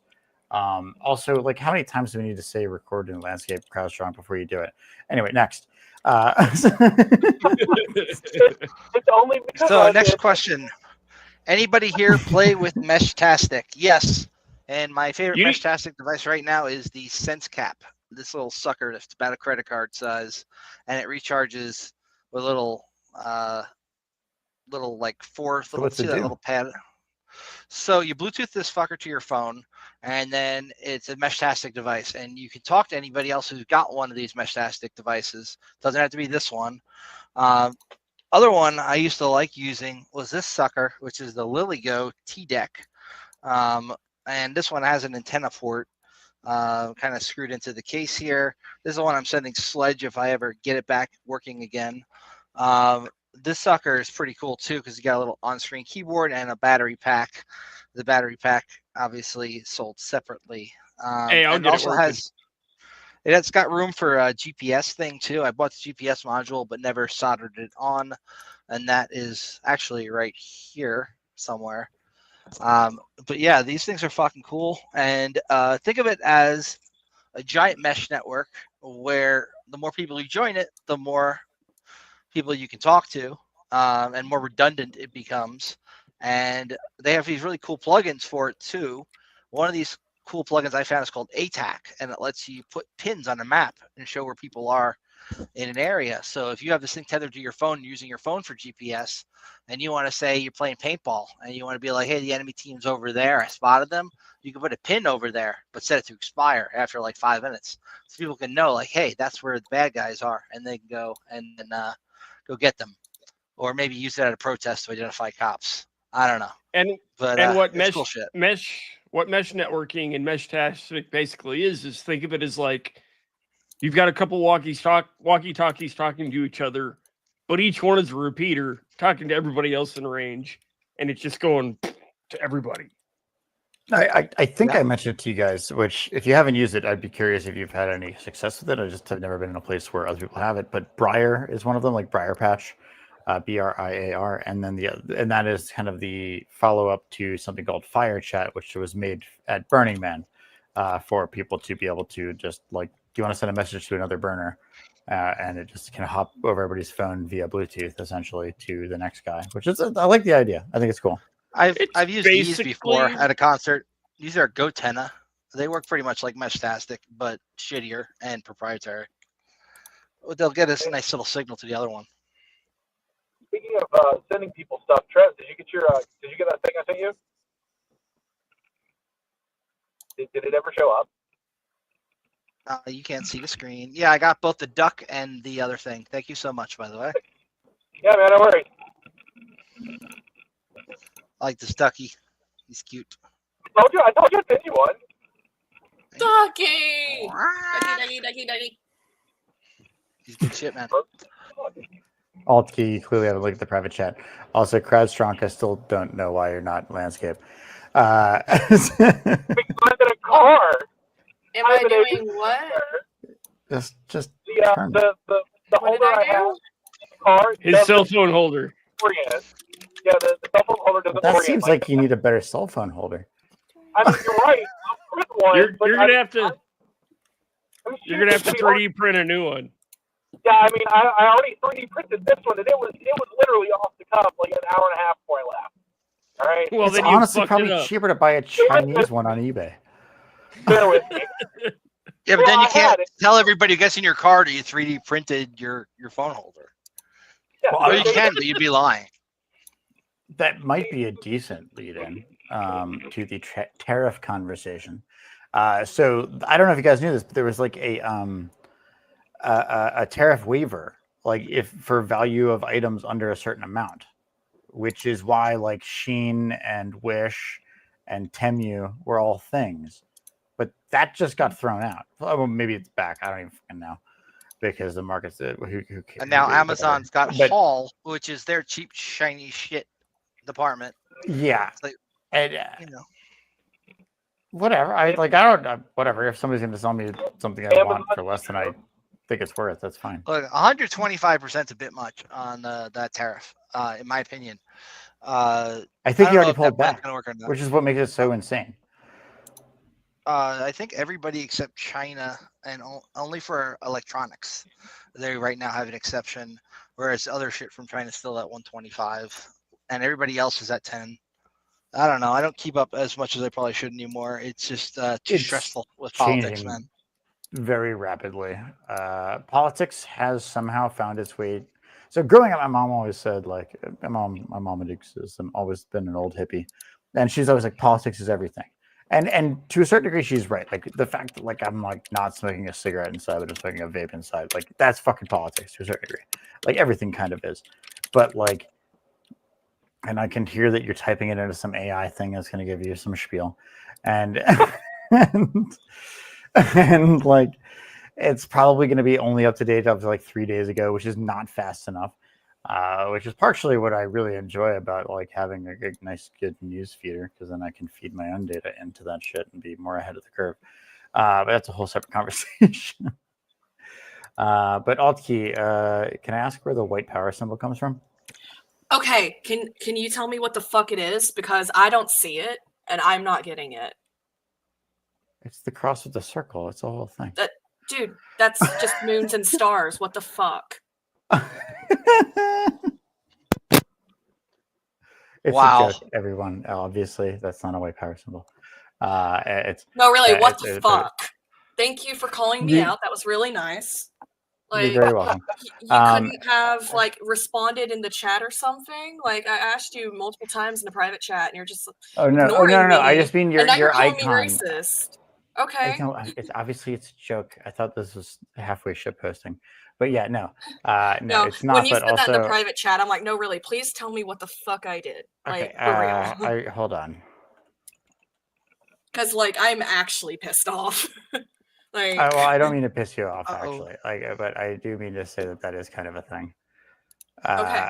Yeah. Well, yeah. I can totally fix it. That was not intended. I know it wasn't. Stars and other shit. To be clear, but give not, me 1 second, and I will get rid of it. Fuck you, Aphex. I hope. Oh no! I'm just about to leave. Honestly. No. Oh god damn it! Come on, it's fine. He's a good dude. He's just misunderstanding. No. Wait, Alki. Okay, to be clear, I fucking love you, Alki. You're awesome. You're like probably you might be my favorite person in this chat. I don't know. Frank let me in, so I feel bad to say it wasn't him. But it's been a thing for a while, and I was just totally joking. Obviously, like it's just a thing. Bad joke. Go eat your salsa. It was a terrible joke, and I'm an asshole. I was wondering if this looked even a little bit. Yeah, no, this isn't even remotely similar. What the fuck? Well, if you crop it to a circle, it was a joke. Whatever. I mean, I'm worried about having this circle now because there's an icon inside of it, and that's the white power symbol because they're both gray. Well, yeah. Well, I might, show the grayization of America.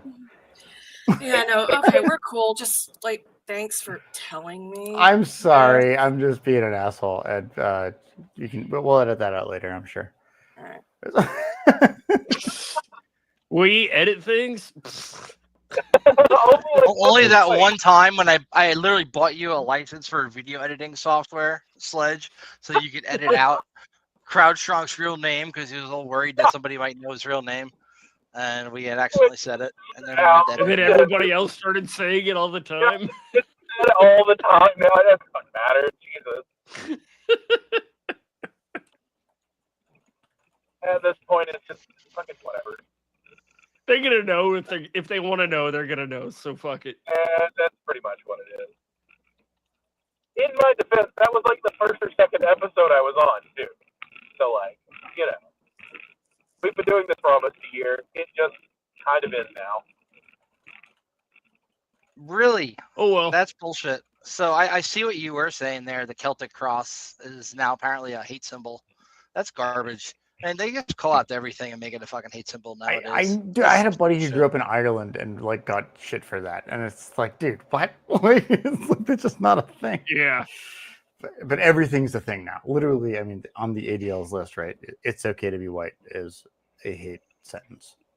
Okay. Yeah. Like, what? What is any of this? It all makes no sense. So anyway, you guys want to talk about the Middle East war? No, let's not. We do need to start wrapping up. We're hitting on the 2-hour mark here pretty soon. Yeah, that's probably about right. But did anybody watch the Dave Smith Douglas Murray debate? Sorry, go ahead. I did, yes, actually. Thank you for, dude. Props to you for knowing Dave Smith. I love. Hell yeah! I've been watching him for 15 years. Oh, this is my third favorite Meshtastic device. These come 2 for $50 on Amazon. It's got a little screen on it. Comes with no battery. It needs to run off USB-C power. and it's called the Wi-Fi LoRa 32v3. These things kind of suck compared to the other two ones that I said before. But yeah, side tangent real quick before I make my other point. That Dave Smith, Douglas Murray debate, hilarious.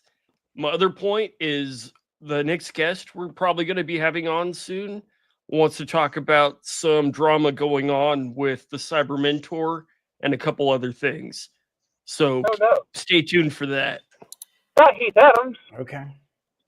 So about the Cyber Mentor, hit me up after this. I might have been in the Discord. I might have got screenshots. Did you see the drama that we're talking about? I might have not just seen it. I might have straight up fucking recorded it. Okay, we might have some more shit. I did not instigate it, but I know someone who did. And I'm not going to say he's a very good person for it, but whatever. Hit me in the DMs, Jed. I need this. Yeah, definitely copy pasta that shit into our group chat there. So I think that's a wrap for this week with CounterSurveil Podcast. I'd like to thank all of our audience members who have contributed throughout the cast, giving us some nice comments. I'd like to thank Afix for coming on and also for helping take all that audio from all our old episodes and putting it in a format that I can use to get it onto other streaming platforms when I eventually get around to doing that. And last but not least, I'd like to thank Sledge, Altkey, and CrowdStrong for giving up their Monday nights almost every week, coming here, shooting a shit with me. This is my fun time. This is my socialization every week. Hey, I fucking love this. I look forward to it. Episode 45. Really? We're up to 45 already? Excellent. Yeah. And 2 zigzags, yeah. I think Iron Geek went into the 800s before we finally called that quits. Hell yeah, man. Thank you all. Say your words. I said I'm down for 800. Let's do it. Hell yeah. So Thanks let's all. see what we can do with an outro here and get the heck out. Well, folks, it's been another episode of CounterSurveil, where we own the surveillance game and keep your privacy from getting owned. Thanks for tuning in. If you enjoyed this episode, like and subscribe to both Iron Geek and the CounterSurveil Archive YouTube channels and leave us a comment. We don't take sponsorship money and we cannot be bought. It's like sending us a care package, but without the risk of it being interdicted by the feds and backdoored. Don't get caught in the honeypot. Stay safe out there. Keep your scripts tight, never hack from your house. And always assume your comms are compromised and you're in an assumed breach environment. After all, in the world of surveillance, you're either a ghost in the machine or a target in the crosshairs. And remember, if you're not paranoid, you're not paying attention. Join us next time on CounterSurveil, where we'll be exploring more ways to stay one step ahead of the surveillance state. Or at least, we'll try. No promises, though. We're just a bunch of hackers trying to outsmart the bad guys. Wish us luck, and may the signal be strong. Because when it comes to surveillance, the only thing more powerful than a strong password is a strong alibi. Thanks again, and stay vigilant. Or, just use a VPN and hope for the best.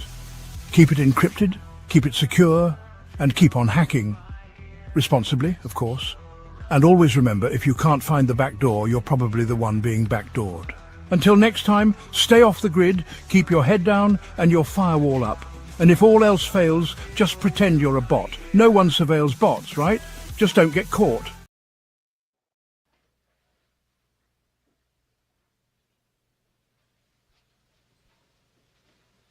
You're still here? It's over. Go home.